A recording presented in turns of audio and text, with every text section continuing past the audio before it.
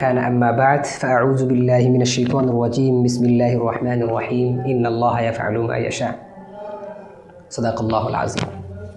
একটা কথা খুবই গুরুত্বপূর্ণ এবং খুবই সেনসিটিভ বিষয়, যেটা আমি মনে করি যে দুনিয়াতে সব কিছুই আল্লাহ তাআলার হুকুমে হয় এবং এর উপর আমাদের বিশ্বাস, কোনো কিছুই আল্লাহর হুকুম ব্যতীত হয় না। কিন্তু এর উপর একটা প্রশ্ন হলো যে যদি সব কিছু আল্লাহর হুকুমে হয়, তাহলে যে চুরি করে সেটাও তো আল্লাহর হুকুম, এবং যে কোনো পাপ কাজ করে সেটাও তো আল্লাহর হুকুম। বা অনেকে এই কথা বলতে চায়, আমি নিজেও একদিন একজনের কাছে এই কথা বলতে শুনেছি, যে বলছে যে পাপ করেছে আল্লাহর হুকুমের জন্য করেছে, সে পাপ করেছে যে আল্লাহর হুকুম। তো এর উত্তর কি?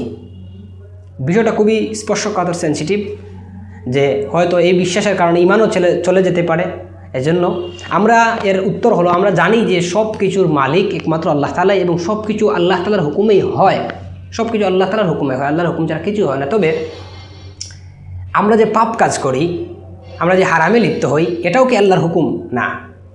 কারণ দেখেন, আল্লাহ তাআলা সব কিছুর তৌফিক দেনেওয়ালা আল্লাহ তাআলা।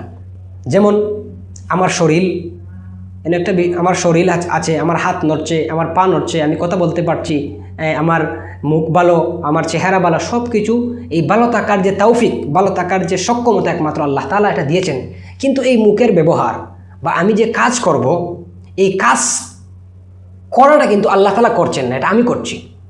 হ্যাঁ, এটা একটা খুবই গুরুত্বপূর্ণ বিষয়। যে দুইটা জিনিস, প্রথমত হলো আমি যা কিছু করছি সব কিছু একমাত্র আল্লাহ তাআলার সাহায্যেই হচ্ছে, বা আল্লাহ তাআলার এই তৌফিক দেওয়ার কারণে, আল্লাহ তাআলা আমাদেরকে তৌফিক দেওয়ার কারণে আমরা এগুলো করছি। কিন্তু এই জিনিসগুলো যে করছি, এগুলো আল্লাহ তাআলা করছেন, আমরা নিজে করছি। যে বান্দার কাজ করার সম্পাদনা বান্দা কাজ করবে, এটা হলো বান্দার। আর না জান্নাত জাহান্নামের প্রয়োজন কি? হ্যাঁ, যদি আপনি একথা বলেন যে আমরা যে কাজটা করি সেটাও আল্লাহ তাআলা করছেন, তাহলে আমাদের জান্নাত জাহান্নাম বেকার হয়ে যায়। তাহলে যদি আল্লাহ তাআলা করেন, তাহলে আল্লাহ জাহান্নামে দিবেন কেন? তো এখানে বোঝার বিষয় হলো যে আমরা যা কিছু করি এর তৌফিক দেনেওয়ালা আল্লাহ ঠিক, কিন্তু ভালো বাদ এ নির্ণয় করা আল্লাহর এখতিয়ার নয়, এটা আমাদের এখতিয়ারের ভিতরে, এটা আল্লাহর এখতিয়ার নয়। আল্লাহ তাআলা আমাকে ব্রেইনের সক্ষমতা দিয়েছেন, ব্রেইনের তৌফিক দিয়েছেন ভালো বাদ বোঝার। হ্যাঁ, তো এই ভালো বাদ যে আমরা যখন করব, তখন এটা আল্লাহ তাআলা করবেন না, এটা আমরা করব। যেমন কিভাবে, আমি উদাহরণ দিই, একজন ব্যক্তি বিদেশে গেলে মনে করেন, তো তার সামনে দুইটা অপশন। হারামপন্থা রুজি করলে মাসও তার সে 2 লাখ টাকা পাবে, এবং একজন কফিলের অধীনে থেকে হালাল পন্থা রুজি করলে 50,000 পাবে। এই যে আপনি 50,000 টাকার অপশন পেলেন, 2 লাখ টাকার অপশন পেলেন, তখন এই কাজ করার মালিক আপনি, এটা আল্লাহ না।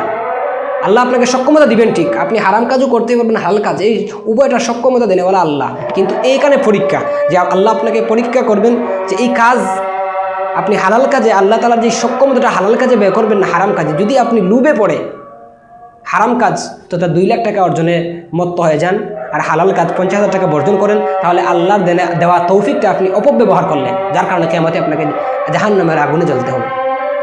আর যদি আপনি আপনার এই আল্লাহর দেওয়া আকলটাকে হালালের দিকে নিলেন, তাহলে আল্লাহর দেওয়া আকলকে আপনি ভালো ব্যবহার করলেন, এর বিনিময়ে আপনি জান্নাতে যাবেন। এজন্য সমস্ত পাপ কাজ যে আমরা হারাম কাজ করি, এই হারাম কাজ মূলত আমাদের সক্ষমতা দানকারী আল্লাহ। কারণ আল্লাহর সক্ষমতায় আমার হাত নড়ছে, আল্লাহর সক্ষমতায় আমার পা নড়ছে, আল্লাহর সক্ষমতায়, আল্লাহর তৌফিক আমার মুখ দিয়ে কথা বলছি। কিন্তু এই মুখ ভালো কাজে ব্যবহার করা, বাদ কাজে ব্যবহার করার সক্ষমতা আল্লাহর নয়, এটা আমার। এটা আল্লাহ আমাকে এখতিয়ার দিয়েছেন। যদি আল্লাহর এখতিয়ার এটা থাকতো, যে ভালো কাজেও আল্লাহর এখতিয়ার, বাদ কাজেও এটা আল্লাহর এখতিয়ার, তাহলে আমাদের জান্নাত জাহান্নাম আল্লাহ দিতেন না, আমাদের উপর জুলুম হয়ে যেত। আমরা জান্নাত জাহান্নাম আমাদের জন্য এজন্যই তো রাখা হয়েছে যে আল্লাহ তাআলা ব্রেন দিয়েছেন, পা দিয়েছেন, হাত দিয়েছেন। যদি আমরা হালাল কাজে এই সমস্ত জিনিস ব্যবহার করি, তাহলে এর বিনিময়ে আমরা জান্নাতে যাব, এর বিনিময় পাবো। আর যদি হারাম কাজে আমরা ব্যয় করি, তাহলে এর বিনিময়ে আমরা শাস্তি পাবো। এজন্য কথা বলা ঠিক সহি নয় যে চুরি করছি সেটাও আল্লাহর হুকুম, আমি পাপ করছি সেটাও আল্লাহর হুকুম। না, এটা সহি, এই কথা বলা যাবে না। বরং সব জিনিসের তৌফিক দাতা আল্লাহ, কিন্তু যে কাজটা সম্পাদন করব এটা আমি করব। এজন্য তো আমার পরীক্ষা। তাই আল্লাহ তাআলা আমাদেরকে সহি বুঝ দান করুন, আল্লাহ তাআলা আমাদেরকে সহি সমঝ দান করুন।